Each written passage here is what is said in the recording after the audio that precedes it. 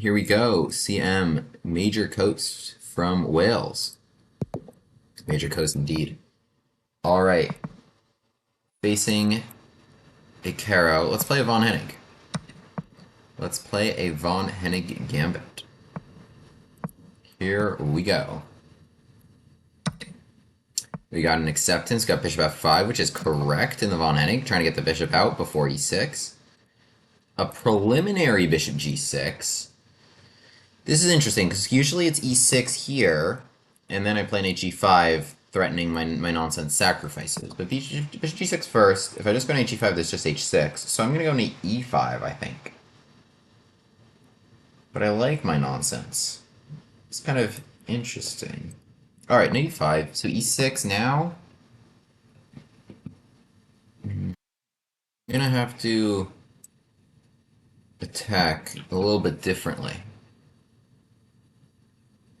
Bishop e7, I imagine. So are they castling, or they might try to run away this way? Like if I take it too early, queen d3, threatening some more nonsense sacrifices.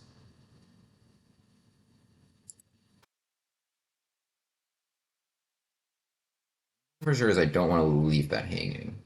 Actually, maybe I do.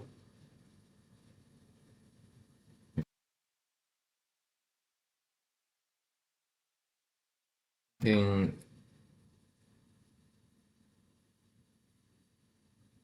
I'm going to do something weird. I'm going to play queen e2, offering this pawn with check. Oh, didn't even want it. Immediately decided no.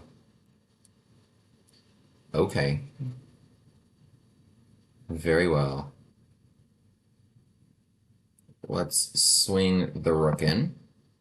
And I'm looking at some maybe not nonsense now, in terms of taking here and trying to take here, and queen takes e6.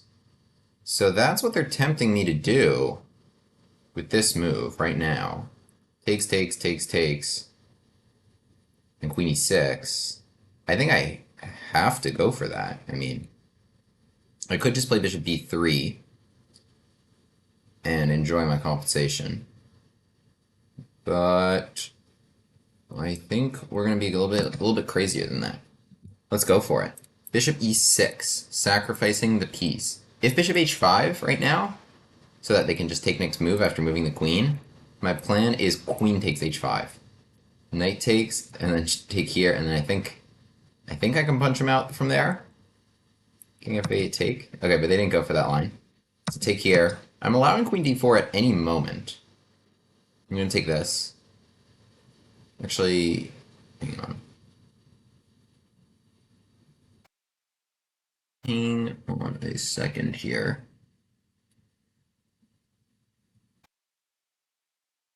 I think I'm going to do it a little differently than how I thought. Because bishop f6 is possible.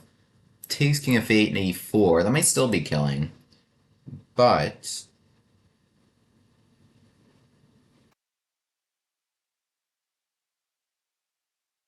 castle.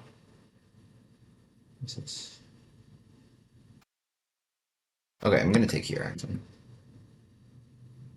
Bishop f6, queen e6, king f8 and e4. I think that's actually just maybe quite good. Although, still unclear.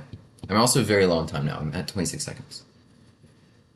I'm going to have to do better here. But pawn takes, queen e6. Oh, they do go for bishop takes. Okay.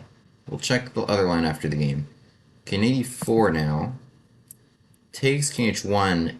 It doesn't give them anything, I hope. Takes king h1, rook e8. Maybe I go queen e8 there. Takes knight f6. Takes. Oops.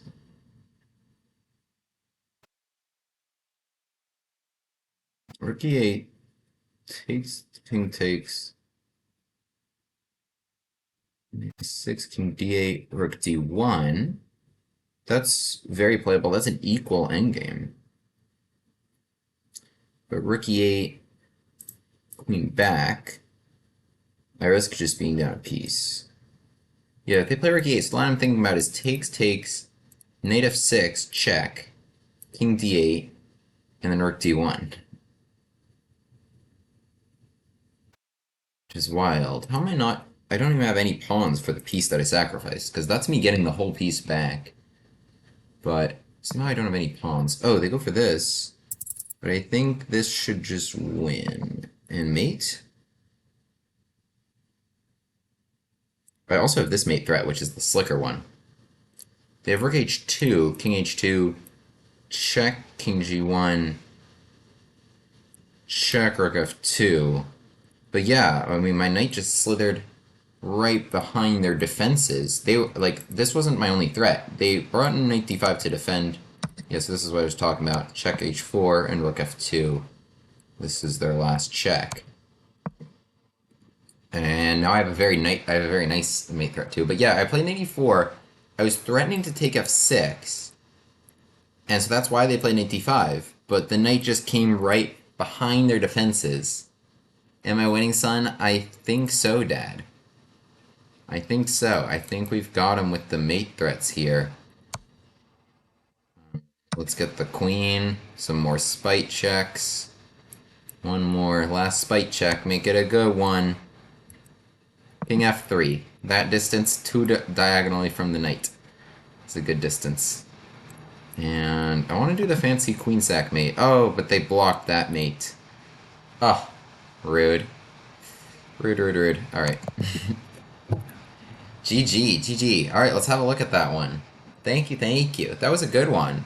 That was a really fun Von Hennig. I had 84.6 accuracy. Could be a lot higher. Thank you, chat.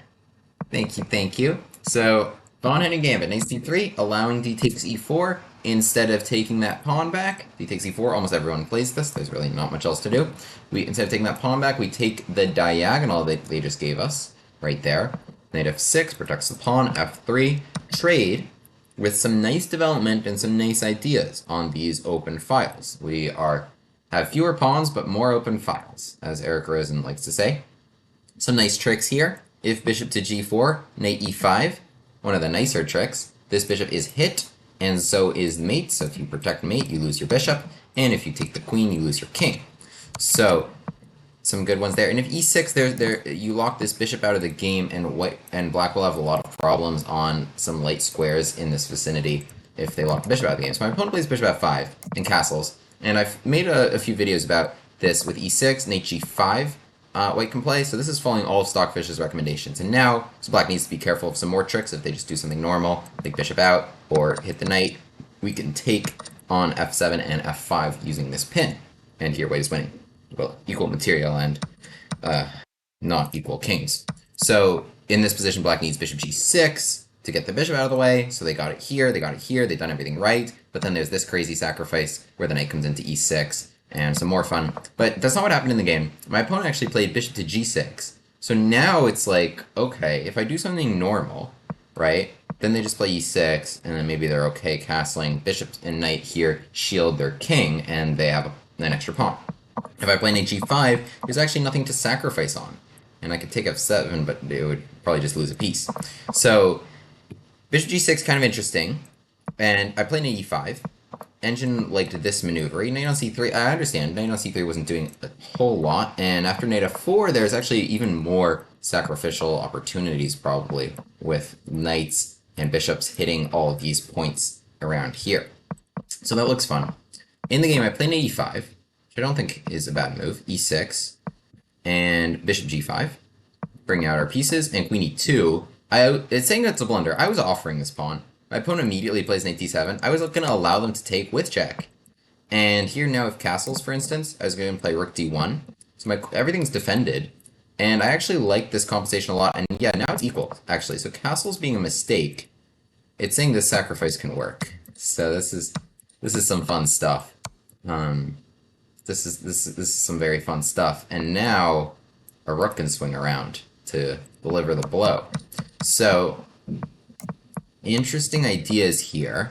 I played queen e2. Engine's favorite was just taking and queen d3, which is another idea I was considering, trying to threaten these sorts of sacrifices.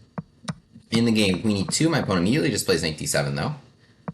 and rook e1. Oh, the next game started. Okay, well, if this goes on YouTube, I will record the rest of this analysis later.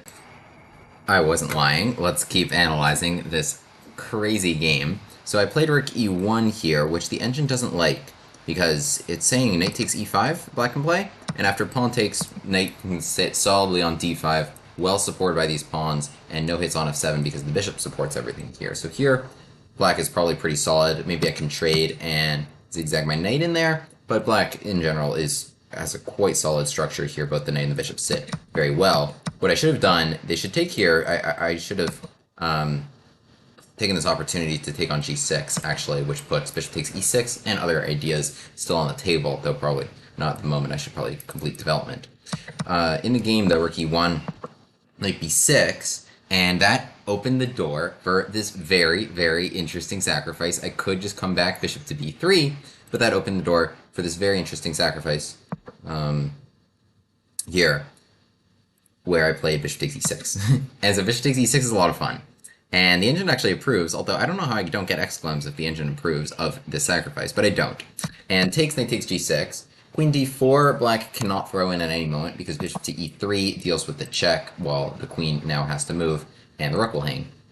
So hg6 and bishop takes f6 I play right now.